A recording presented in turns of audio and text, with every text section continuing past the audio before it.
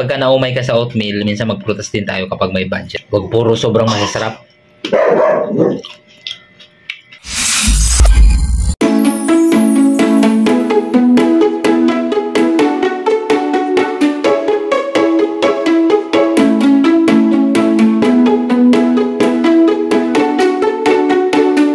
Let's eat, guys. So this is our dinner tonight. Worth 250 na dinner, good for tuna. Ayan. Meron tayong chicken, pipino, lettuce, meron tayong grapes. Ayan.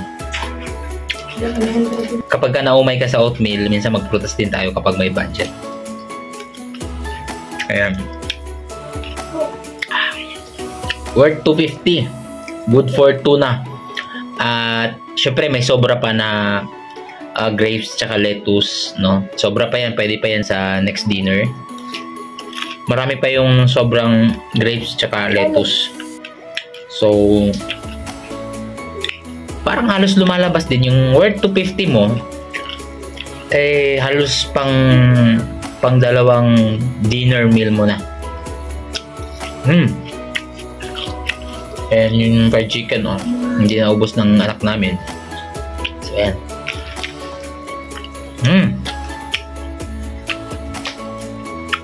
Kapag ka may extra budget, gulay, prutas.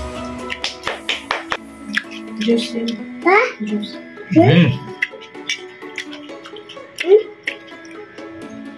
Sabi nyo guys, masarap yung ganitong kulay ng grapes.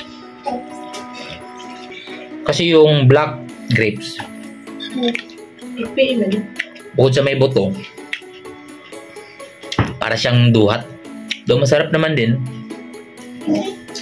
pero ito manamis-namis, tsaka seedless.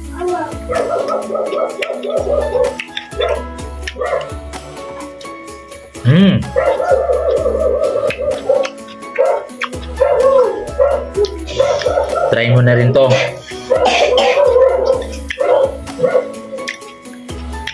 Malaking bagay para maging malusog at mabawasan yung timbang mo. Huwag puro sobrang masasarap. Huwag puro restaurant. Huwag puro fast food. Huwag puro soft drinks. Huwag puro chocolates.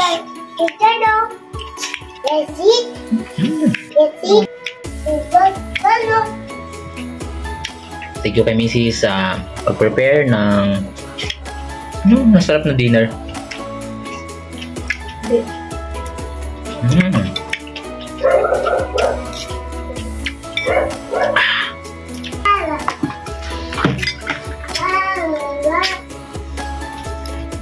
Ayan. So, baka hindi mo ba napapanood yung unang pinalabas natin na video na 6 tips na inireveal ko para lubos kang makapagbawas ng timbang. So, isa ito, no? Ito yung pwede mong maging pwedeng ipalit sa oatmeal kapag ka nanawa ka sa oatmeal or naumay ka sa oatmeal. Pwede mo itong ipang palit every other day. Pero, kung ikaw yung tipong marami namang budget, pwede ka magprutas araw-araw. Diba? Kahit di ka mag-oatmeal. Kung ayaw mo ng oatmeal, pwede ka magprutas araw-araw. Diba? May budget ka eh. Diba? Kasi sa totoo lang, kung ako ang may budget, araw-araw din ako magpuprutas. Yung Pag-ibig is here. Ang Pag-ibig transaction mo, pwede na sa phone. Protect the savings. Thank you for watching.